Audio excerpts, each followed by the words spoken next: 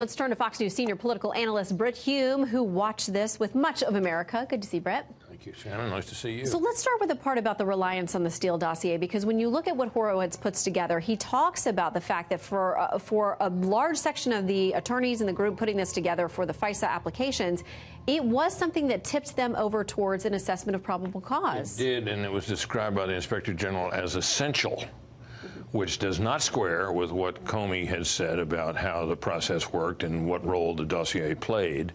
And for him to be now saying that it doesn't allege any misconduct by the FBI is laughable. Of course it alleges misconduct. It isn't just, he likes sloppiness. It's not sloppiness. It was a series of errors, all of which, as a number of others have pointed out, pointed in the same direction, all negative for the president. Exculpatory information that was known to FBI people was kept out or kept away from the FISA judges. This, to any definition, is misconduct. Okay, so Chris also spoke with the House Intel chair, now the chair, Adam Schiff, who said, listen, hindsight is 20/20. So we'll play that and then talk about it. The Inspector General found serious abuses of FISA that I was unaware of. Had I known of them, Chris, yes, I would have called out the FBI at the same time. But I think it's only fair to judge what we knew at the time, not what would be revealed 2 years later. So this takes us back to February of 2018 when Devin Nunes put out a memo, and it said this: in the case of Carter Page, the government had at least 4 independent opportunities before the Foreign Intelligence Surveillance Court to accurately provide an accounting of the relevant facts. However, our findings indicate that, as described below, material and relevant information was omitted. Also in February of 2018, in response, Adam Schiff, along with the House Intelligence Dems, who were then in the minority, said FBI and DOJ officials did not abuse the Foreign Intelligence Surveillance Act process, omit material information, or subvert this vital tool to spy on the Trump campaign.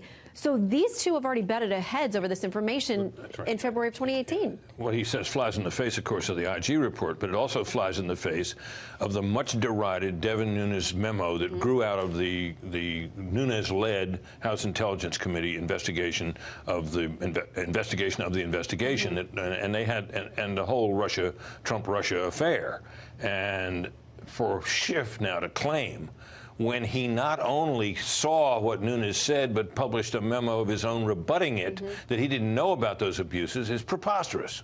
I mean, that was February of 2018. They clearly were having the conversation then. And he says that he didn't know about that stuff. Well, of course he knew about it.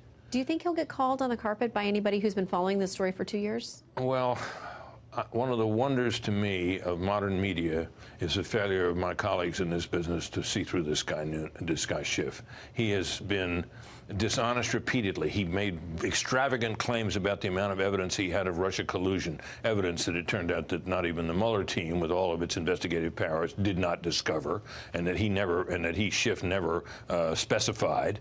And of course, the report came out and basically blew up the Russia collusion theory. Now comes this whole question of FISA abuse, and he's still telling whoppers about that.